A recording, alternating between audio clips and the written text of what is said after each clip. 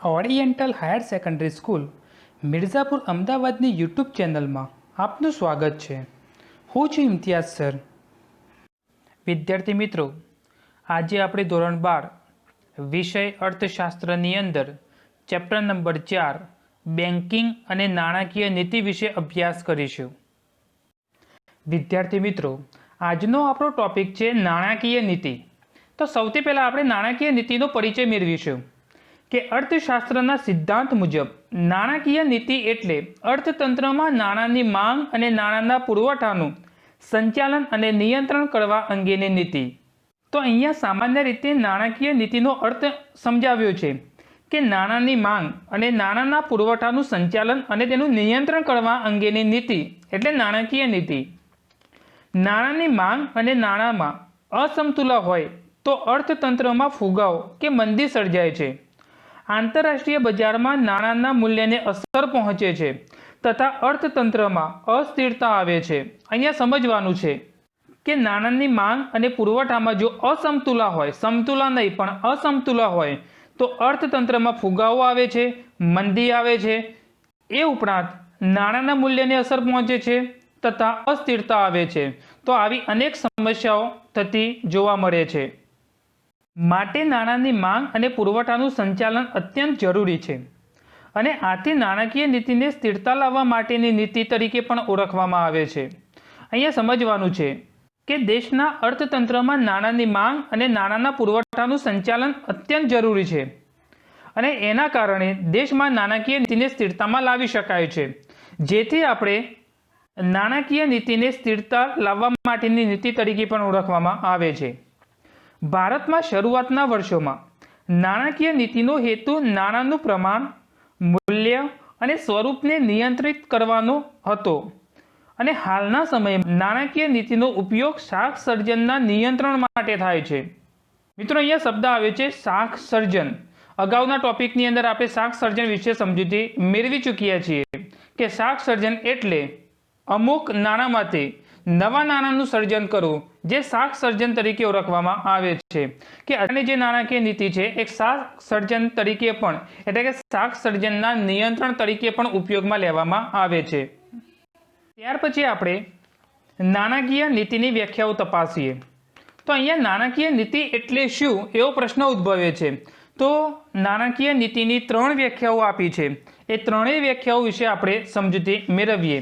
એમાં સૌથી પહેલાં છે કે નાણાકીય નીતિ એટલે નાણાકીય સત્તા દ્વારા લેવાયેલા એવા સભાન પગલાં જે નાણાંના જથ્થા, ઉપલબ્ધિ અને નાણાંના ખર્ચમાં પરિવર્તન લાવે, જેને નાણાકીય નીતિ તરીકે ઓળખવામાં આવે છે। તો અહીંયા સમજવાનું છે, જે પહેલી વ્યાખ્યા એવું કહેવા માંગે છે કે નાણાકીય સત્તા દ્વારા લેવાયેલા એવા સભાન પગલાં કે જે નાણાંના જથ્થા, એની ઉપલબ્ધિ અને નાણાંના ખર્ચમાં પરિવર્તન લાવે છે। 3 બાબતો અગત્યની છે। એક છે નાણાંના જથ્થાની વાત કરે છે, એક ઉપલબ્ધિ છે અને નાણાંના ખર્ચમાં પરિવર્તન લાવે છે। તો આને આપણે નાણાકીય નીતિ કહી શકીએ। બીજા નંબરે છે કે નાણાકીય નીતિ એટલે સામાન્ય આર્થિક નીતિના હેતુઓ સિદ્ધ કરવા માટે સર્વોચ્ચ બેંકના હસ્તક નાણાંના પુરવઠાને અંકુશિત કરવાના સાધનો સોંપતી નીતિ એટલે નાણાકીય નીતિ। અહીંયા બીજા નંબરની વ્યાખ્યાને આપણે સમજીએ કે સામાન્ય આર્થિક નીતિના હેતુઓને સિદ્ધ કરવા માટે જે સર્વોચ્ચ બેંક એટલે કે આપણા દેશની ટોચની બેંક છે, સર્વોચ્ચ બેંકના હસ્તક નાણાંના પુરવઠાનું અંકુશિત કરવાના સાધનો એટલે કે નાણાંના પુરવઠાને અંકુશમાં રાખવાનું જે સાધન સોંપતી નીતિ એટલે નાણાકીય નીતિ।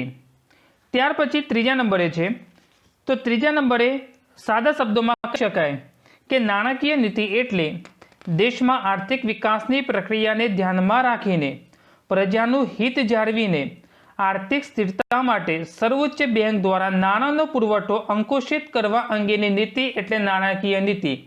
સૌથી સહેલી વ્યાખ્યા છે કે આર્થિક વિકાસની પ્રક્રિયાને ધ્યાનમાં રાખી કોઈ પણ દેશ હોય એ દેશની અંદર આર્થિક વિકાસની પ્રક્રિયાને ધ્યાનમાં રાખવું પડતું હોય છે, પ્રજાનું હિત જાળવવું પડતું હોય છે। એ ઉપરાંત આર્થિક સ્થિરતા માટે જે સર્વોચ્ચ બેંક છે એના દ્વારા નાણાંનો પુરવઠો અંકુશિત કરવા અંગેની નીતિ એટલે નાણાકીય નીતિ। ત્યાર પછી આપણે જોઈશું નાણાકીય નીતિના સાધનો। તો નાણાકીય નીતિના સાધનો મુખ્યત્વે બે છે. એક છે પરિમાણાત્મક સાધનો અને બીજા છે ગુણાત્મક સાધનો. તો મિત્રો અહીંયા સૌથી પહેલાં આપણે પરિમાણાત્મક સાધનો વિશે અભ્યાસ કરીશું અને પરિમાણાત્મક સાધનોના કેટલાક પેટા મુદ્દાઓ છે. તો આ દરેક પેટા મુદ્દાઓ વિશે આપણે અભ્યાસ કરીશું. તેમાં સૌથી પહેલાં છે બેંક રેટ. તો મિત્રો અહીંયા પરીક્ષાની અંદર બેંક રેટ વ્યાખ્યા પૂછાતી હોય છે કે બેંક રેટ કોને કહેવામાં આવે છે અથવા બેંક રેટ એટલે શું. તો સૌથી પહેલાં આપણે બેંક રેટ વિશે જાણીશું. એનો અર્થ છે કે જ્યારે વેપારી બેંકો નાણાંની અછત અનુભવે ત્યારે આરબીઆઈ પાસે નાણાં ઉધાર લે છે. આરબીઆઈ વેપારી બેંકોને લાંબા ગાળાનું ધિરાણ જે વ્યાજના દરે આપે તેને બેંક રેટ કહેવામાં આવે છે. અહીંયા વ્યાખ્યાને સમજવાની છે કે વેપારી બેંકો હોય છે તો ઘણી વખતે એ નાણાંની અછત અનુભવે છે, એની પાસે પૈસા ખૂટે તેવું પણ બનતું હોય છે અને જ્યારે આવું થાય છે ત્યારે આરબીઆઈ પાસે નાણાં ઉધાર લે છે અને આરબીઆઈ વેપારી બેંકોને લાંબા ગાળાનું ધિરાણ જે વ્યાજના દરે આપે. મિત્રો અહીંયા ખાસ શબ્દને સમજજો, જે વ્યાજના દરે આપે તેને બેંક રેટ તરીકે ઓળખવામાં આવે છે. પરંતુ એ પણ યાદ રાખવાનું છે કે જે બેંક રેટ છે એના દરમાં જો ફેરફાર થાય, બેંક રેટમાં જો ફેરફાર થાય તો એની સીધી જ અસર પ્રજા ઉપર થતી હોય છે. કેમ પ્રજા ઉપર થતી હોય છે એના વિશે હું થોડું સમજાવું કે જ્યારે આરબીઆઈ બેંક રેટ વધારે ત્યારે વેપારી બેંકોને ધિરાણ લેવાનું મોંઘું પડતા તેઓ સામે પ્રજાને ઊંચા વ્યાજના દરે ધિરાણ આપે છે. વ્યાજનો દર વધતા પ્રજાને ઓછું ધિરાણ લે છે અને આમ નાણાંનો પુરવઠો ઘટે છે. જ્યારે અર્થતંત્રમાં ફુગાવો હોય ત્યારે આરબીઆઈ બેંક રેટ વધારીને નાણાંનો પુરવઠો ઘટાડે છે જેથી ફુગાવો ઓછો થાય. મંદી હોય ત્યારે તેનાથી ઉલટું કરવામાં આવે છે.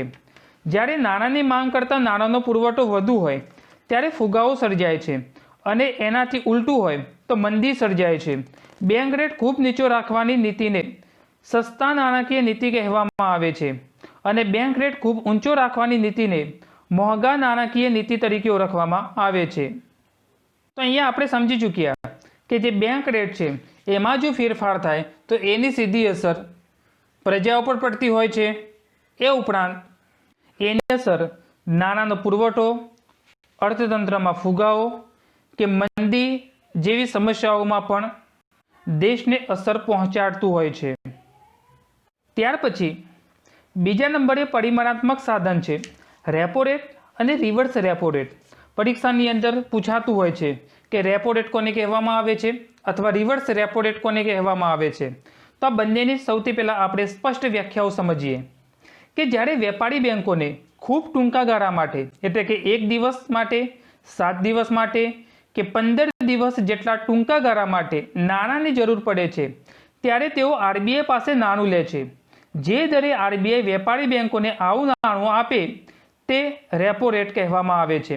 મિત્રો અહીંયા સમજજો કે રેપો રેટ એને કહેવામાં આવે છે ટૂંકમાં જે આરબીઆઈ છે એ વેપારી બેંકોને જે પૈસા આપે છે, નાણું આપે છે જે વ્યાજના દરે, તેને રેપો રેટ તરીકે ઓળખવામાં આવે છે.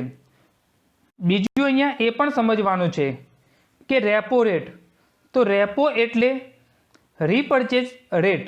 મિત્રો અહીંયા સમજજો, રેપો રેટ એટલે જેમાં રેપો છે એનો અર્થ થાય છે રીપર્ચેઝ રેટ. ટૂંકમાં રીપર્ચેઝ રેટને રેપો રેટ તરીકે ઓળખવામાં આવે છે. ફુગાવાના સમયે આરબીઆઈ રેપો રેટ વધારે છે જેથી વેપારી બેંકોમાં ઓછું ધિરાણ લે છે અને પ્રજા સામે ઊંચા દરે ધિરાણ આપે છે. આમ પ્રજા ઓછું ધિરાણ લે અને નાણાંનો પુરવઠો તથા ફુગાવો ઘટવા પામે. મંદીના સમયે આરબીઆઈ રેપો રેટ નીચો રાખે છે.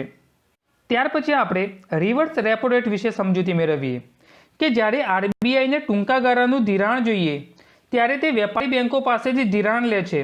તો આવા રેટને રિવર્સ રેપો રેટ તરીકે ઓળખવામાં આવે છે. અહીંયા હું તમને ટૂંકમાં સમજાવું કે વેપારી બેંકો પાસેથી આરબીઆઈ જ્યારે ધિરાણ લે છે એનાથી ઉલટું કોની પાસેથી કોણ લે છે તો આરબીઆઈ વેપારી બેંકો પાસેથી ધિરાણ લે છે. તો આને રિવર્સ રેપો રેટ તરીકે ઓળખવામાં આવે છે. જ્યારે રિવર્સ રેપો રેટ વધુ હોય ત્યારે વેપારી બેંકોને આરબીઆઈને લોન આપવા માટેનું વધુ આકર્ષણ થાય છે અને તેઓ વધારાના નાણાં આરબીઆઈને ધિરાણ પેટે આપે છે. આમ તેઓ સામાન્ય પ્રજાને ઓછું ધિરાણ આપી શકે છે અને નાણાં બજારમાં નાણાંનો પુરવઠો ઘટે છે. રિવર્સ રેપો રેટ અને રેપો રેટ આ બંને એકબીજાના વિરુદ્ધમાં છે.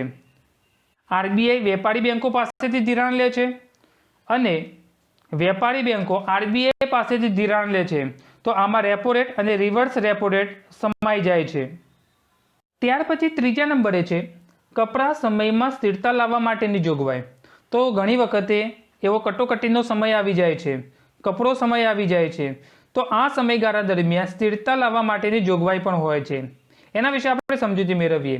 આ એક વિશિષ્ટ જોગવાઈ છે જ્યાં સતત કપરા સંજોગોમાં અને નાણાકીય કટોકટીના અછતના સમયે વેપારી બેંકો આરબીઆઈ પાસે સરકારી જામીનગીરીઓ મૂકીને નિર્ધારિત દરે ધિરાણ લે છે. આ દર રેપો રેટ કરતાં વધુ હોય છે. 2016માં આ દર 7% હતો, જેને માર્જિનલ સ્ટેન્ડિંગ ફેસિલિટી પણ કહેવામાં આવે છે. તો અહીંયા ટૂંકમાં સમજવાનું છે કે જ્યારે કટોકટીનો સમય આવે છે ત્યારે વેપારી બેંકો આરબીઆઈ પાસે સરકારી જામીનગીરીઓ મૂકીને નિર્ધારિત દરે ધિરાણ લે છે અને પોતે પોતાની નાણાકીય જરૂરિયાતોને સંતોષે છે. તો કપરા સમયમાં સ્થિરતા લાવવા માટેની જોગવાઈ એ પણ પરિમાણાત્મક સાધન આપણે કહી શકીએ. ત્યાર પછી ચોથા નંબરે છે રોકડ અનામત પ્રમાણમાં ફેરફાર. મિત્રો અહીંયા સમજજો, રોકડ અનામત પ્રમાણમાં ફેરફાર, જેને અંગ્રેજીમાં કેવું હોય તો કેશ રિઝર્વ રેટિયો, CRR. પરીક્ષાની અંદર પૂછાતું હોય છે કે CRR કોને કહેવામાં આવે છે? તો કેશ રિઝર્વ રેટિયો એટલે કે રોકડ અનામત પ્રમાણમાં ફેરફાર. ટૂંકમાં આપણે કહી શકીએ કે રોકડ અનામત પ્રમાણ એટલે કે કેશ રિઝર્વ રેટિયો, CRR. આરબીઆઈની 1934ની ધારા મુજબ દરેક વેપારી બેંકોએ પોતાની થાપણોના અમુક ટકા જેટલી રકમ આરબીઆઈ પાસે રોકડ અનામત તરીકે રાખવાની હોય છે. શરૂઆતના વર્ષોમાં આ પ્રમાણ ચાલુ ખાતાની થાપણોના 5% અને લાંબા ગાળાની થાપણોના 2% જેટલું નક્કી થયું હતું. 1962 પછી કુલ થાપણના 3% થી 15%ની વચ્ચે CRR એટલે કે CRR રાખવાનું નક્કી થયું. આરબીઆઈ જરૂરિયાત મુજબ CRRને બદલે છે. CRRનો મુખ્ય હેતુ બેન્કિંગ વ્યવસ્થા પાસે પૂરતા પ્રમાણમાં રોકડા નાણાં રહે તે માટેનો છે, જેથી કોઈ સંજોગોમાં ઘણા બધા ગ્રાહકો પોતાની થાપણો પાછી ખેંચી લે તો તેમને આપવા માટે બેંક પાસે પૂરતા નાણાં હોય. તો અહીંયા ટૂંકમાં સમજવાનું છે કે રોકડ અનામત પ્રમાણમાં ફેરફાર એટલે કે રોકડ અનામત પ્રમાણ. તો કોઈ પણ બેંક હોય તો એ બેંકની અંદર સંપૂર્ણપણે એ ધિરાણ કરી શકતું નથી. અમુક ટકા રકમ એ પોતાની પાસે રોકડ અનામતના પ્રમાણ તરીકે પોતાની પાસે રાખવા જરૂરી બનતા હોય છે. કેમ રાખવા પડતા હોય છે? તો કોઈ ગ્રાહક જ્યારે પોતાની થાપણો પાછી ખેંચી લે તો એને આપવા માટે બેંકો પાસે પૂરતા નાણાં હોવા જરૂરી છે. આ માટે રોકડ અનામતનું પ્રમાણ પોતાની પાસે અમુક ટકા રાખવું જરૂરી બનતું હોય છે.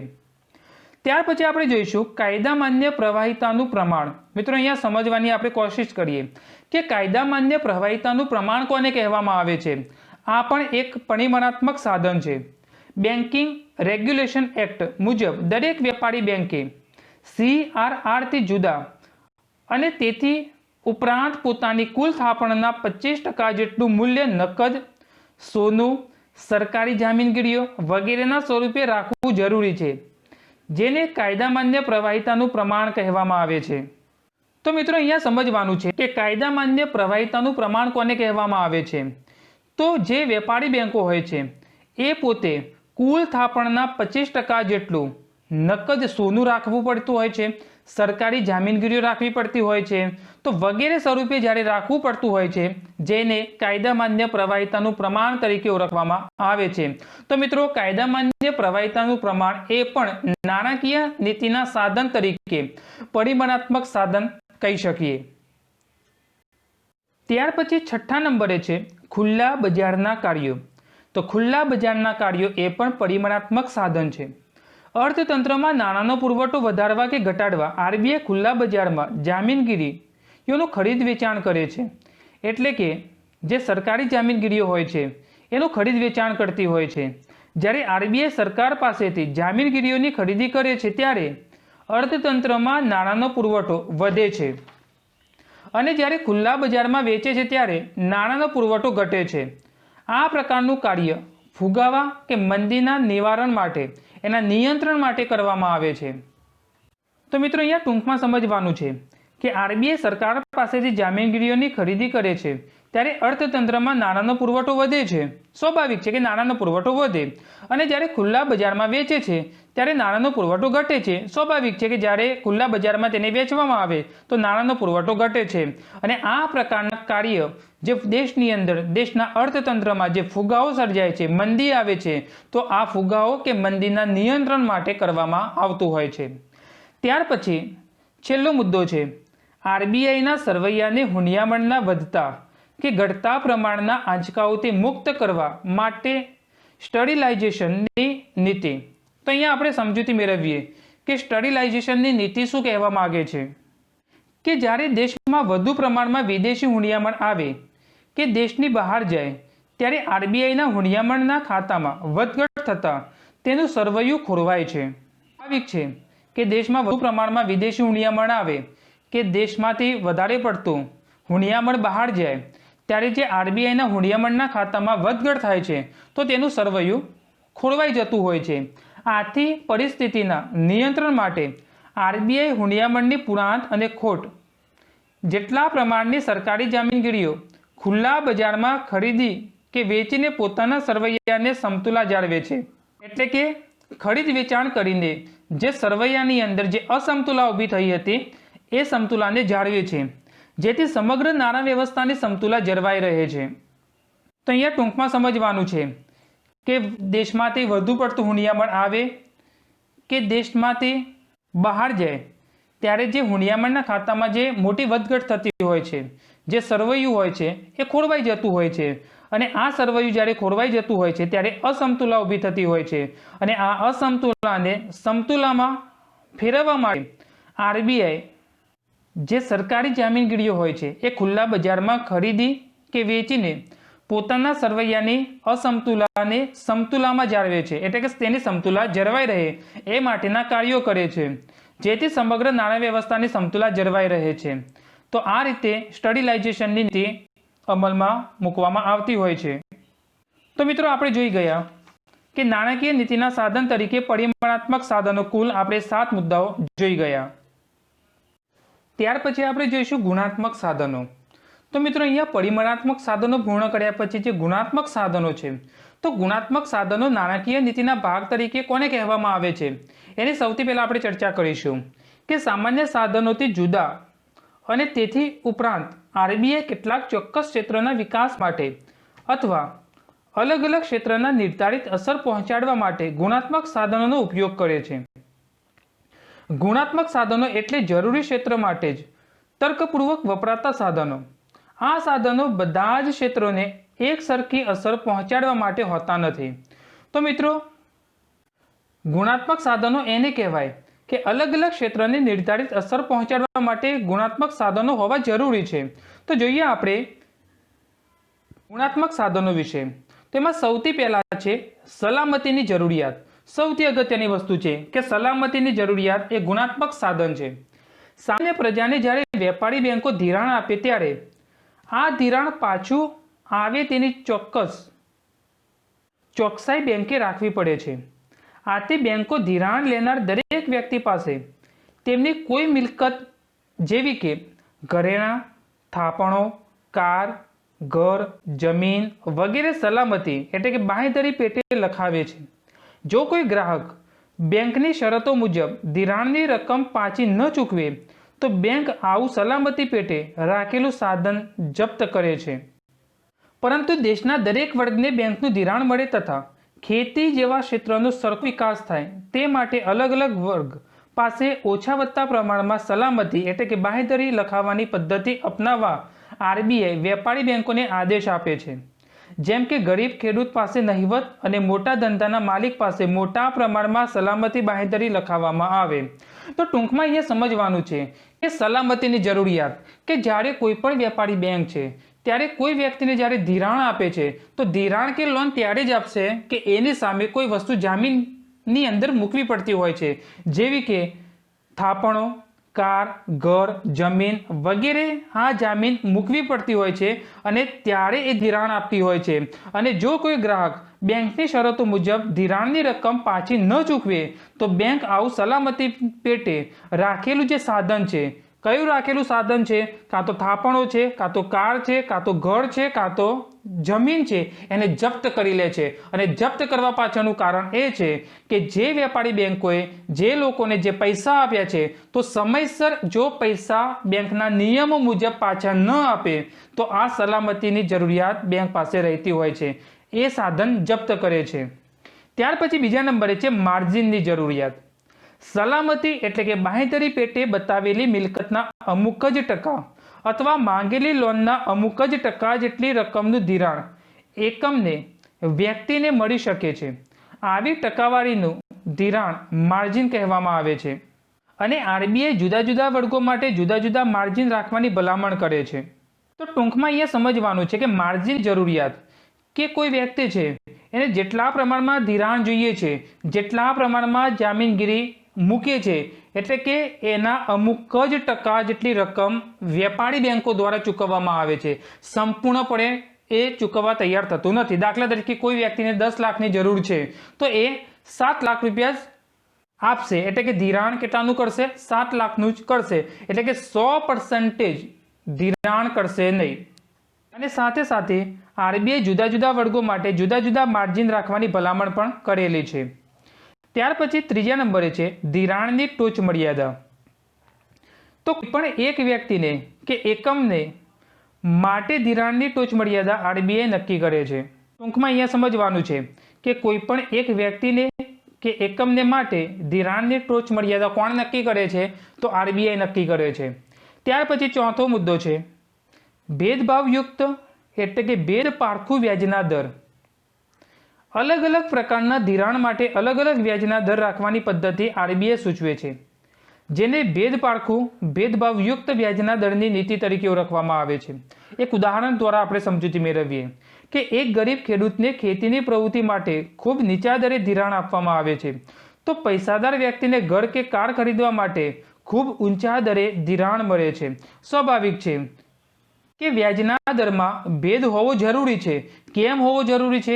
કે જ્યારે કોઈ ગરીબ વ્યક્તિ કોઈ ખેડૂતને જ્યારે ખેતી કરવા માટે પૈસાની જરૂર પડતી હોય છે તો પોતે ગરીબ છે, ખેતી કરે છે, તો એના માટે જે વ્યાજનો દર છે, રેટ ઓફ ઇન્ટરેસ્ટ છે, એ ઓછો હોવો જોઈએ. અને કોઈ પૈસાદાર વ્યક્તિ છે, અમીર વ્યક્તિ છે, એને કારની ખરીદી કરવી છે કે ઘરની ખરીદી કરવી છે, એની પાસે તો પૈસા છે, તો આના માટે જે વ્યાજનો દર છે, રેટ ઓફ ઇન્ટરેસ્ટ છે, એ વધારે હોવો જોઈએ, ઊંચો હોવો જોઈએ. તો અહીંયા આરબીઆઈ કહે છે કે વ્યાજના દરમાં પણ તફાવત હોવો જરૂરી છે. તો વ્યાજના દરમાં જે ભેદભાવયુક્ત ભેદ પારખા છે તો એને પણ આપણે ગુણાત્મક સાધન તરીકે જોઈ શકાય. તો મિત્રો આપણે કુલ 4 મુદ્દાઓ વિશે અભ્યાસ કરી ચૂક્યા અને એ 4 મુદ્દાઓ છે ગુણાત્મક સાધનો, એટલે કે નાણાકીય નીતિના સાધન તરીકે ગુણાત્મક સાધન. વિદ્યાર્થી મિત્રો, પરીક્ષાની અંદર સૌથી અગત્યનો ક્વેશ્ચન છે, આ રીતે પ્રશ્ન પૂછાતો હોય છે કે નાણાકીય નીતિનો અર્થ આપી નાણાકીય નીતિના પરિમાણાત્મક સાધનો સમજાવો. અથવા પરીક્ષાની અંદર પ્રશ્ન આ રીતે પણ પૂછાય કે નાણાકીય નીતિનો અર્થ આપી નાણાકીય નીતિના સાધન તરીકે ગુણાત્મક સાધનો વિશે સમજૂતી આપો. તો તમારે ફક્ત ગુણાત્મક સાધનો વિશે સમજૂતી આપવાની. અને કદાચ પરીક્ષાની અંદર પ્રશ્ન આ રીતે પૂછાય કે નાણાકીય નીતિનો અર્થ આપી નાણાકીય નીતિના સાધનો વિશે સમજાવો, તો તમારે પરિમાણાત્મક સાધનો અને ગુણાત્મક સાધનો બંને સાધનો તમારે પરીક્ષાની અંદર સમજાવવા પડતા હોય છે. તો વિદ્યાર્થી મિત્રો, જો તમને અમારો આ વિડીયો પસંદ આવ્યો હોય તો લાઈક કરો, શેર કરો અને સબસ્ક્રાઈબ કરો, જેથી આવનારા નવા વિડીયોઝને તમે જોઈ શકો. Thank you.